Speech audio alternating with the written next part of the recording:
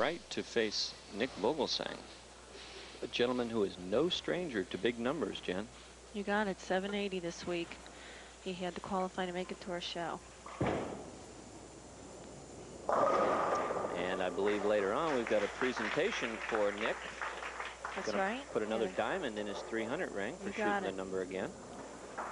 Super Bowl. Oh, he's fabulous.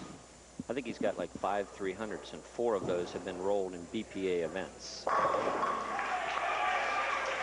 There we go. That's the way to open a match. One crusher to another. And of course, with all those 300s he has racked up, Walt Sweeney will be looking on with great intent. And Nick, this would be the time to do it, buddy. Well, Duane Hatton is in line, so is Nick Vogelgesang. Let's give a car away to somebody. Oh, that'd be so exciting. You bet. Yeah. Throwing with more authority than we've watched in past weeks. Nick looks good. Let's watch it here on the replay. He's going to trust the ball, absolutely straps it, goes out to about the 5th board, first arrow, and fills the pocket up. Every pin doing its job there, no doubt about it. Nick's happy with a double to open the match. He's looking confident, isn't he? Yeah. Well, that's just his normal look, I think.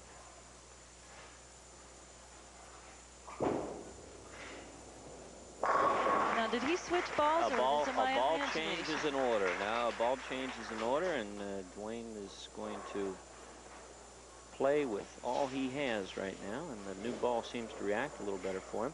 And we watched the same thing last week as David Callery made a ball change when Kerry Logan opened a couple of frames in a row and allowed him to go with the ball that reacted a little different, goes further down the lane, and that's exactly what Duane's done.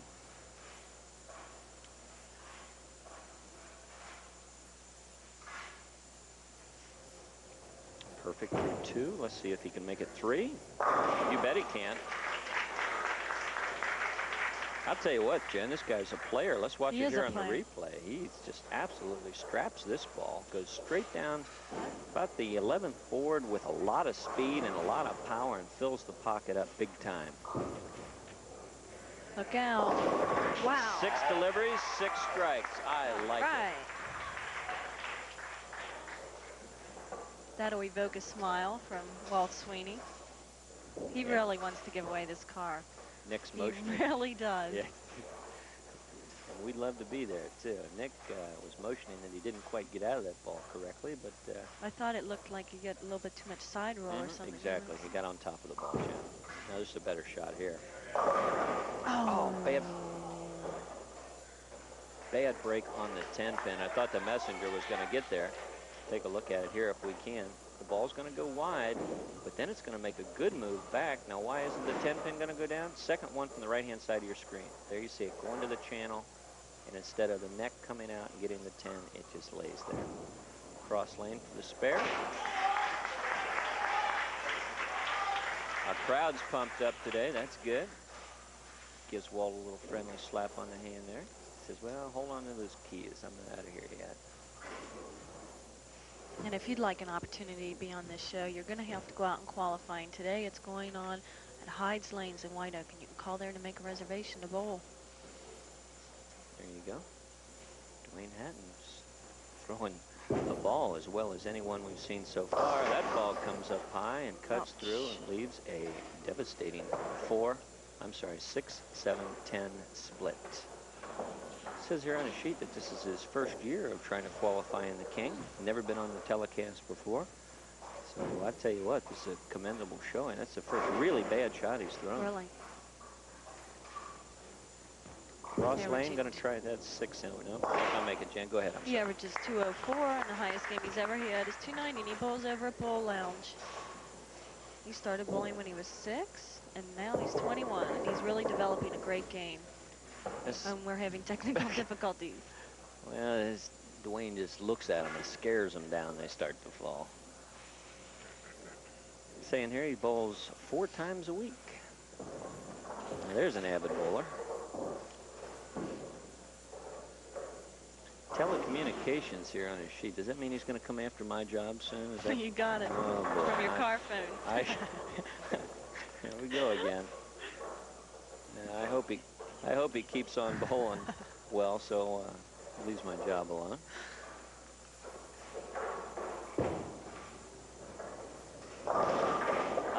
There we go again with that combination 210. Going a little wide, ball not finishing. Left that 810 combination before. It's just the 210 now. It's a little easier to make. There you're looking at it. Going to have to slide the 2-pin, the one to the left side of your screen, over into the 10. It's kind of a bank shot. Let's watch. It's close, so didn't quite roll off. It was a good attempt. Both players opening, and this is an open for us to take a commercial break. Don't go away. We'll be right back.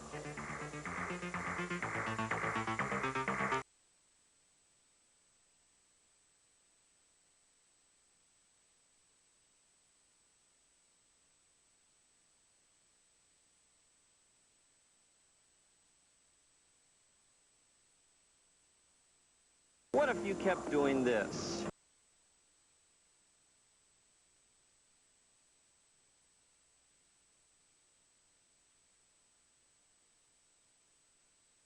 Our crowd, good again this year on St. Patty's Day. Keep your sets on Channel 5. I believe it's 4 o'clock the parade will be aired. Mick Vogelgesang is going to air a few things out. From the commercial break, he comes back with a vengeance. I think he heard that I credited him with one open before we went to the break, and it didn't settle real well with him, so he just wanted to prove that was not mine. And of course, with Duane with 2 opens, you can be sure he don't want any part of that. Amen. So we're locked into a pretty nice match here. Mick Vogelgesang has jumped into the lead. So can extend that lead with another strike here. Boy, good authority on that ball. Wow. Stay down. You want to see a shot that's perfect. This man does it. Watch him stay down at the line and just zip through this ball and follow through. This ball has got more on it than anything can handle. The pin's got no choice but to get out of the way. Awesome. That was awesome, John. You're right. His only miss so far has been in the 4th frame, and that wasn't even a miss. It was a 10-pin, and he made it. Duane experiencing some of the mental letdown that we've seen experienced as well as non-experienced players have, Jen, and that's as soon as your opponent gets into a comfortable lead, looks like they really start to press. This is a very mental game. You really just have to play your game, you against the pins, and not really worry about what anybody else does. But it's very hard when you're hearing crushers in the background from Mick Vogelgesang when you know they had to all fall. Got that right. Duane's got here one other thing on his sheet we failed to mention. He finished in the top 32 in the Hoinky Super Classic and won cashed a ticket for $1,700, and that's not easy to do. That's a tournament that runs over at Western Bowl through the was it Thanksgiving Day? That's right. Session. Yeah, it's a nice tournament. Thanksgiving weekend. Duane Hatton just comes right back and shows us that yeah, I can bowl, no doubt about that. But Mick Vogelgesang's dishing out as much punishment as anybody could take at this point. He's looking good, Jen. Yes. Oh, again. Good, clean, crisp roll. Yeah. He's looking good. He hits it in the pocket. They all 10 fall back. He hits it light. They fly left to right. Yep. What more could you ask for? That's a 6-inch pocket. I'd love to have one of those. No doubt. No doubt. Tim George was up there again this week. He finished 7th. Enrique Kalfas, Bill Heflin. That ball is just sawing pins in half, Jen. And I think he's playing to the crowd a little. Amen. He's liking it. Watch this. Ladies and gentlemen, you want to see power? Not just Brian Himmler's got it. This man's got it. Head pin goes to the left wall. Doesn't even have time to knock anything down. It is out of there. As you can see, Mick Vogelgesang throws 4 in a row at Duane Hatton. And as we look at it, he has a 45-pin deficit to make up. And the only way you can do that is like that.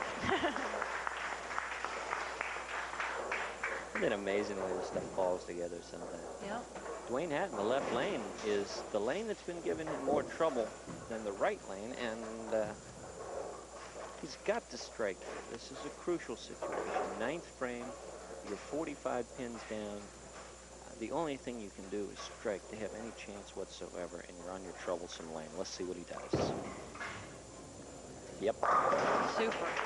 What do? You throw 10 pins in the pit and then come back and sit down and hope your opponent makes a mistake.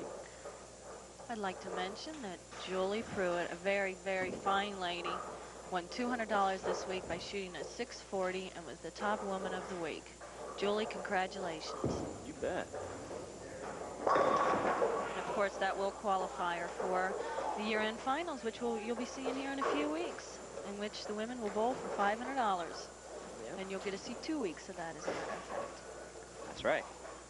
And let me tell you, we got some tough women bowlers in the city. The competition every year is just growing vastly. Well, wish all the contestants a lot of luck. You're going to be in that too, Jen, so we wish you a lot of luck. We're going to, our buddy Tom Brenneman's, I believe, going to be out of town that week, so maybe we'll get Lonesome George to sit in and do the show with us. Be happy to have him. Nick, left lane. Would like to strike out to maintain the momentum for next match.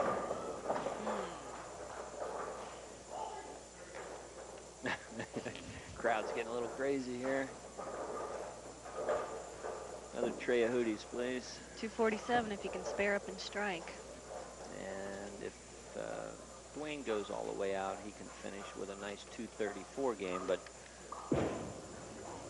that's all she wrote. The party's over in this game. Nick Vogelgesang will go on to meet our king, David Callery. We have a lot of BPA members here today. We have Jerry Benninghouse, and we have Lee Sabatelli and Gary Rolfus, and of course Sammy Coleman's always here helping us out with our stats, and Wayne Piles, and of course Glenn Schmitz, who owns Hall License.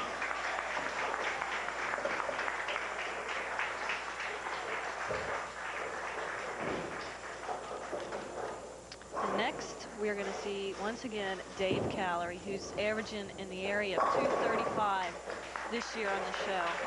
First week he became king, of course. He had like a 750 series, came up the step ladder, and has remained on top ever since. Just throwing a lot of well-schooled shots, Jen. Not the big ball that a lot of these kids are throwing out there. I mean, it's nice to see pins move around. And that big, powerful ball, it's fun to watch. Oops. I think he was trying something new there. Yeah, just playing around since it's over. But experience and a good, clean roll like Dave Callery has, hopefully that never, ever goes out of style.